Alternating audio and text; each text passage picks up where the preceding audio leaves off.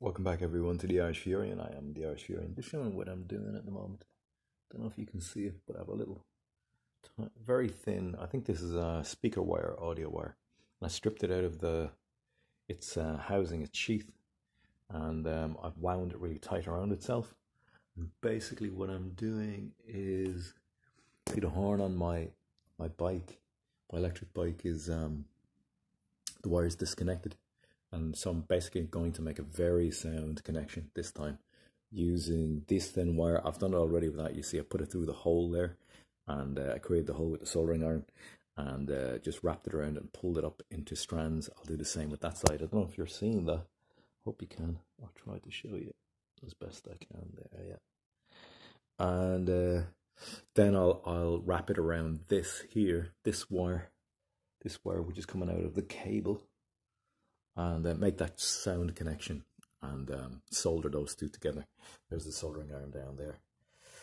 So yeah, this is the backup electric bike. It's a folding. I bought that when I damaged the back, and I built polycarbonate boxes for 12-volt battery to go through a terminal box here for all the lights and the horns and everything.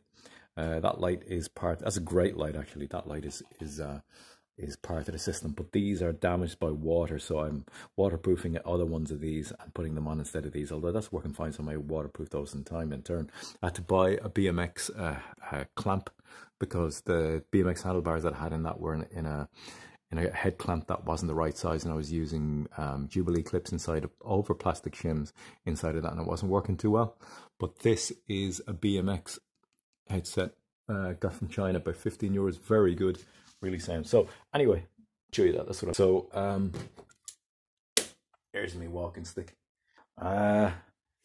So what I want to talk to you about is old Irish people in hospital dying, and it's very disconcerting and very disorienting for them, because they're looking at all these people with dark skin around them, care assistants, all the care assistants in the hospital where I am. Where the girl that I'm helping, who has multiple sclerosis, who is holding up for the time being in there, she's in there 3 months. I was talking about that in previous videos, that she scalded herself in the shower and she had to get a skin graft, and she's been in there.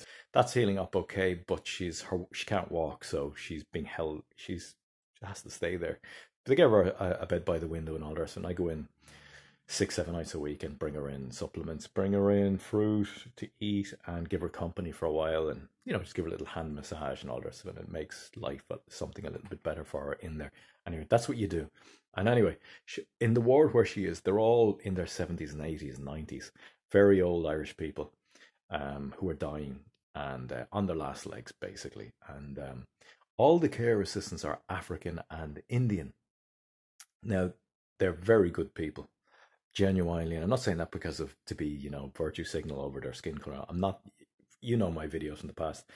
I'm saying what I see and what I believe is true. They're good people. They're very good people. But it must be so disconcerting and so disorienting to old people who get strokes. And there's a guy right beside the bed, in the bed right next to the girl that I help, who had a stroke. And he's all the time fucking, get away, you Cabo, get out of here, go away. He's constant, because he doesn't know where he is. And he's looking at this African guy looking straight at him. And can you imagine spending all your life in a country where you all share the same ethnicity, share the same skin color, share the same basic ethnic features, and then on your last legs, leaving this earthly plane, you're looking at people who don't share those characteristics, and that must be so disorienting, Like, for us, we've all had, as younger people, we've been indoctrinated to greater degrees by movies, by TV, by videos, advertising, Netflix, and so on, to believe Star Trek: The Next Generation, multiculturalism on board a spaceship out in the Universal Federation. That was all conditioning to make our minds believe we can all be one and all the rest of it, all right? We're all one people, blah, blah, blah, blah, differences and all, it doesn't matter, all the rest. It was conditioning for what's coming now. And these old people, like, all they knew was their families and their brothers and their extended families and their children, and all people who are of their own kin, you know.